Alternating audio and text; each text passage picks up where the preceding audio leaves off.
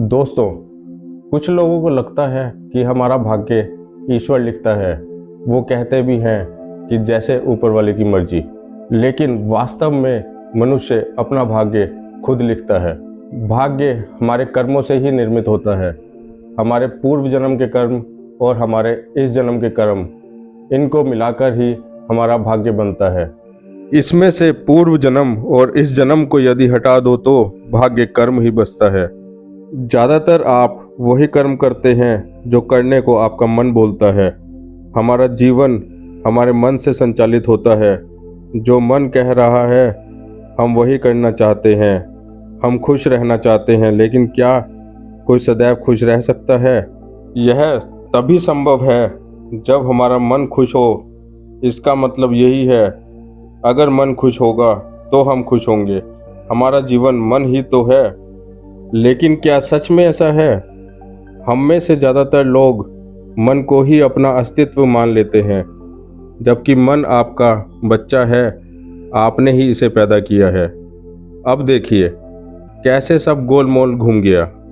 आपने अपना मन पैदा किया, वही मन आपका जीवन बन गया। वही आपको बताता है कि आप खुश होंगे या दुखी।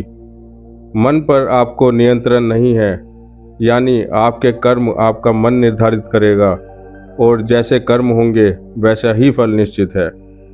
अब जरा सोच कर देखिए, हमारी जिंदगी में कुछ भी होना है वह हमारे कर्मों से होना है, और कर्म करने वाला हमारा मन है।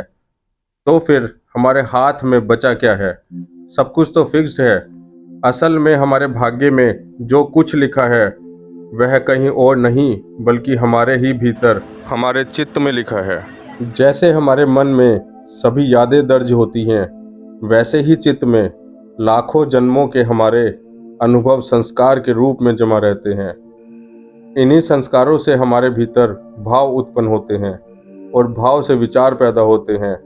हमारे भीतर जो भी विचार आते हैं, उनमें से जिस विचार को हमारी बुद्धि सही मान लेती है, हम वही करते हैं। हमारे करते ही वह कर्म बन जाता है, जिसका फल हमें मिलेगा ही। कोई भी एक्शन लोगे तो उसका रिएक्शन तो होना ही है। कुछ रिजल्ट हमें इसी वक्त मिल जाते हैं, कुछ अगले जन्म में। तो ऐसे में हमें पिछले जन्मों में हमने क्या कर्म किए कि उसका फल हमें क्या मिल रहा है, इसे सोचने के बजाय हमें यह सोचना है कि इस जन्म में हम कुछ गलत ना करें, कि जिसका हमें बाद में या अगले जन्म में रिजल्ट मिले। कर्म अच्छे करिए कि आपको अच्छा रिजल्ट मिले। रिजल्ट में समय लग सकता है, पर मिलेगा जरूर, इस जन्म में या फिर अगले जन्म में। Thank you.